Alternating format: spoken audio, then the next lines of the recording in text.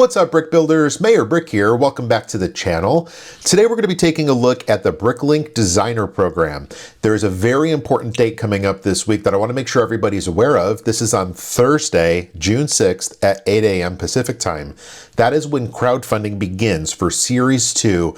There are 5 finalist designs that look incredible. We're going to take a brief look at each of those today, but I am so excited. I'm going to be buying a couple sets. I'm curious to hear what you guys are going to buy, so come along, let's take a look and let's get started. Oh, and you can see behind me too, I've already started packing up my parts inventory. We have an update on the move, sneak peek. It's going to be a little bit sooner than we thought. So I'll have a video coming out shortly giving an overview of that process, the updates to the home, and the timeline. So it's going to be much quicker than we thought. So we have a lot to pack. We have a lot of parts to pack. So anyways, let's take a look at Series 2 of the Bricklink Designer Program. Okay, so if you're unfamiliar with Bricklink, this is basically a marketplace that's owned by Lego where you can buy and sell Lego sets, Lego pieces, instruction manuals, boxes, anything related to Lego. It used to be a third-party marketplace, but now Bricklink is owned by Lego, so it's an extension of Lego. The designer program is a way for fan creators to design sets and sell them to the public. Now, these have a limited run. There's only 30,000 copies of each set that are produced, and so that's why the crowdfunding date is so important, because if there's a set you really want to get, you really have to get it on the crowdfunding date. I've seen these sets go 2 to 3 times the value after they're released, so it's important that you're available and you pre-order on the crowdfunding date in order to get them at a reasonable price. There have been past programs over the years. That's how Bricklink kind of categorizes this. There's past programs and current programs. We'll take a look at Series 2, which is part of the current program. So if you go to the Bricklink website here and you see the programs icon here towards the top, if you hover, you can see current program. That's what we'll take a look at here in a minute. But there's also a bunch of information here about submission criteria, but then the past programs, this is where you can see some of the previous programs they've held, such as the A-Fall Designer Program and then the 2021 Invitational. Real quick, just looking at some of these, you may recognize some of these sets. You've probably seen them in resale shops for crazy prices over the years. I was lucky enough to get Bikes and Hot Shot Carnival out of this wave. Those are really nice additions to the city. I do want to get 8 studs at some point, but these have just gone up crazy in price and value. So we'll see if that happens. But that's the A-Fall Designer Program. The 2021 Invitational was interesting because there were 3 rounds of this. The first round here, you may have seen Castle in the Forest. I think that was one of the most popular. In round 2, I was able to grab that modular Lego store, which looks great in the Lego City. I kind of regret not getting the retro bowling alley. And then in round 3, I grabbed the 1950s diner and the modular construction site. And then the observatory I thought was interesting. I almost grabbed that, but didn't. But anyways, that's a brief look at some of the prior programs and the 3 rounds of the 2021 Invitational. Going to the current program, this is what is currently active on the Bricklink site. There are 5 series. So previously, Lego only released 10,000 copies. This is from the prior programs. In the current programs, they've upped that to 30,000 copies of each set, but only 2 copies can be sold per person. So by doing that, they're limiting the resellers from coming in and wiping these out and then just selling them for insane prices after the fact. So I'm really glad they've put some restrictions and parameters on the program itself. So it looks like also with the new Bricklink Designer Program, they're moving to a more formal cadence where every 4 months we are crowdfunding and releasing sets to be shipped, etc. So Series 1, for example, crowdfunding is already over on this one, so you can no longer purchase any of these, and they are due to be shipped next month in July of 2024. So these are the 5 finalists. I was able to pick up the old train engine shed as well as the snack shack. I cannot wait to get those and build those. I think those look absolutely incredible. We're in Series 2 right now. So on Thursday, June 6th, 8 a.m. Pacific, that is your chance to be able to buy one of these 5 finalist sets. And honestly, all 5 of these look great to me. I don't think I'm going to buy all 5 because that's going to be very expensive. Definitely going to grab a couple of these. And so we'll take a look at each of these 5 here in a minute. But going quickly down the line, Series 3, you can see these 5 finalists have already been chosen. Crowdfunding will start in October 2024 with production in March of 2025. Series 4 has already picked the 5 finalists as well. We have crowdfunding to start February of 2025 with production and shipping here in July of 2025. And then lastly is Series 5. This is currently open for crowd support, which means you can come on here, you can take a look at each of the 306 designs and vote for the ones that you think would be best. From there, the Bricklink team will review that, announce the 5 finalists chosen, and then there will be a crowdfunding and production shipping here in 2025 as well. So let's look at Series 2. We'll look at each of these 5 sets. I'll probably do a separate video on the Series 5 and go through those to vote on the ones I like the best. There's 306 of them, so it's going to take a bit longer of a video. So let's take a look at each of these 5 Series 2 finalists in a little bit more detail. So first up, we're going to look at the Logging Railway, which was created by Ties25. This set has 2,731 pieces, 261 of those elements which are unique. There are 2 stickers included in the set, as well as 3 minifigures. The set will retail for $209.99, which comes out to about 8 cents per piece on average. Now, I did tally up all of the Bricklink Designer Program Series 2 finalists, and the average price per piece across the entire series is 9 cents per piece, so this comes in just slightly under that average. The average number of minifigures is 4.6 per set, and this one only has 3, so it's a little under the average minifigure wise. I think overall it's a pretty decent value. I don't think this is one that I will be picking up, only because I have a ton of trains already and I don't know the value that this will add to my city. I'm going to read some of the description here for you. The Planter and Children Logging Company is a fictional logging company and railway based out of Central Oregon, USA. The railway was built to transport felled logs out of the forest and down to the sawmill, but is also used by the loggers to transport themselves and their tools to and from the worksite. The locomotive's titled Toto, and it was built in the 1890s. Behind the locomotive is a flat car transporting a generator,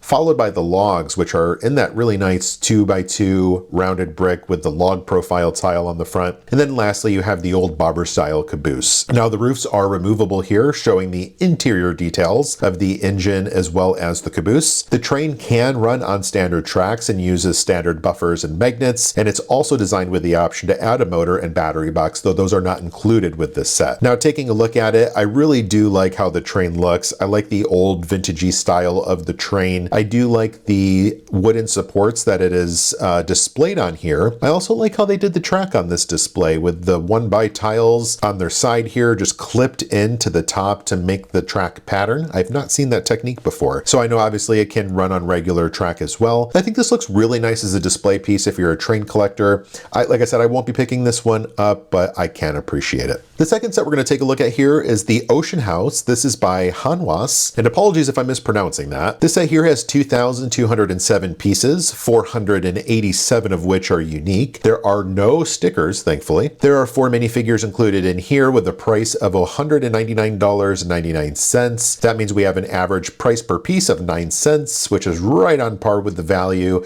that we see across the entire Series 2 line. And the count of 4 minifigures here is also right on par with the average of 4.6 per set. This set here originates from an original theme that the designer created while writing a story for their son. The story tells of the mysterious mountain windmill that holds mysteries long since forgotten by the villagers who live in its shadow. The journey to the windmill is too dangerous to travel until, that is, a young boy discovers a map marking a hidden route to the windmill. The Ocean House is the home of the boy. Now, looking at this set, I think this looks really incredible. I love the detail here with the reddish brown in contrast with some of these yellows and lime greens, those little tile details towards the bottom of the house. I like how the entrance, the doorway is carved with those dino tails. I think that looks really interesting. You can see some of the different animals and plant life here. We have some birds. We have the fish here hanging off at the dock, a seagull. We also have the minifigures here with the baby mold, which is really nice. I like the little ramp up to the hut and the rock work detail with the lime green pieces covering it, looking like maybe some sort of moss or algae. Love the little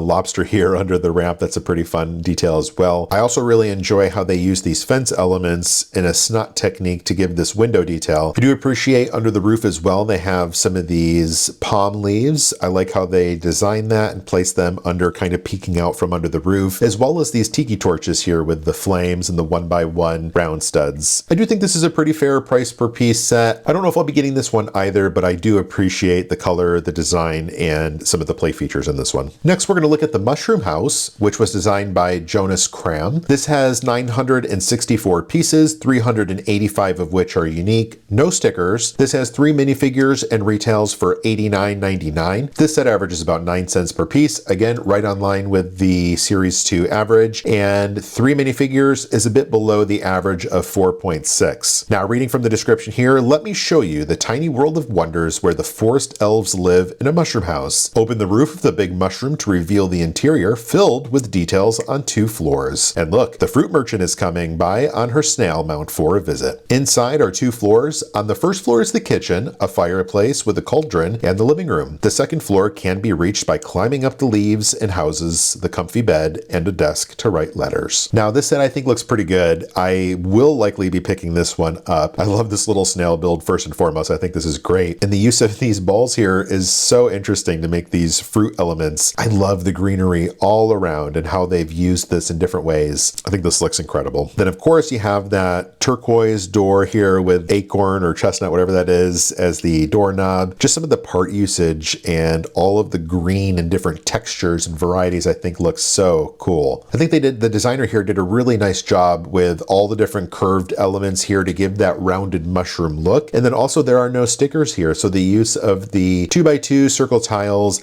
I think just really gives that mushroom look. And I love that it's all brick built with no stickers. This is definitely one that I'll be picking up and I think is a pretty fair price per piece. Next, we're going to take a look at the Brick Cross train station. This was designed by Brickester. This has 3,050 parts, 598 of which are unique elements, and 14 stickers. So the first set that has a big sticker pack. There are 8 minifigures in here, which is almost double the average across the entire Series 2 line. The price of the set is going to be $279.99, giving us a price per piece ratio of 9 cents. Of course, that price ratio is right in line with the 9 cents average across Series 2. Looking at the description of the set, the city has grown around the railroad and the city council has decided to restore the old Brick Cross station, preserving its old facades and covering the old hull with a new iron and glass structure. The station has also been extended by a new modern structure to hold a fancy bar, where citizens can enjoy some drinks and pastries after a long working day. This newly restored station has quickly become one of the busiest places in the city. Thousands of people pass through every day.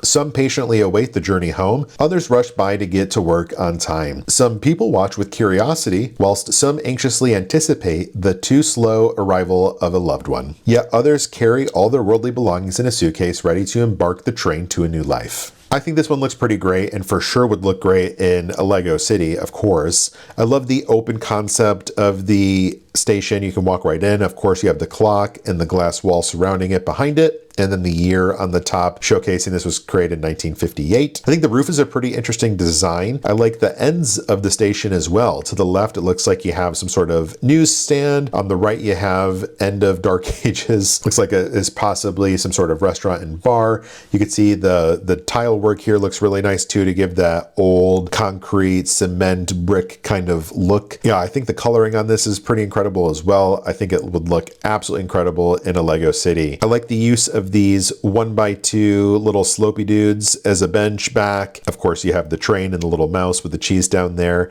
This for sure is one that I'm going to probably be picking up here on Thursday. I think this is going to look great as a train station in the city. And then lastly, we're going to look at Ominous Isle by Jazzlecraz, I believe it is. This has 2,809 pieces, 670 unique elements to the set with no stickers. We have 5 minifigures, which is slightly above average for the Series 2 wave, and this is $239.99 in the US, giving us, again, a price per piece of 9 cents on average, and that is right along with the value of the current Series 2 wave. Ominous Isle is the dreaded base of operations for the fearsome Captain Mutton Chops and his motley crew.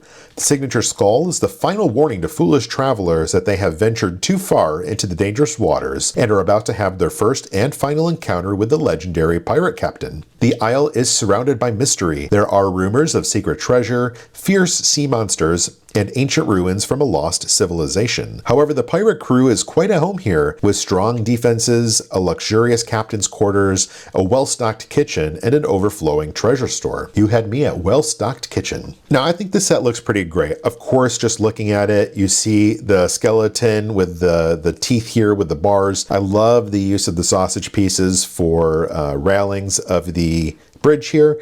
I love all the different little island components and the different greenery here to show the vines and the palm trees. I think this one's a pretty interesting build. I think it gives a certain vibe. And I think this would pair up really nicely too with the Pirates of Barracuda Bay and some of the other pirate theme sets that we've had over the years. Now, I don't know if this is one that I will be picking up just because I don't really collect anything along these lines, but I think this looks incredible. And that concludes my review today of the Bricklink Series 2 crowdfunding wave. Now remember, these open up at 8 a.m. Pacific time on Thursday, June 6th. So it's important that your computer, you're logged in, and you're ready to order right at that time on June 6th. Which of these are you going to be picking up?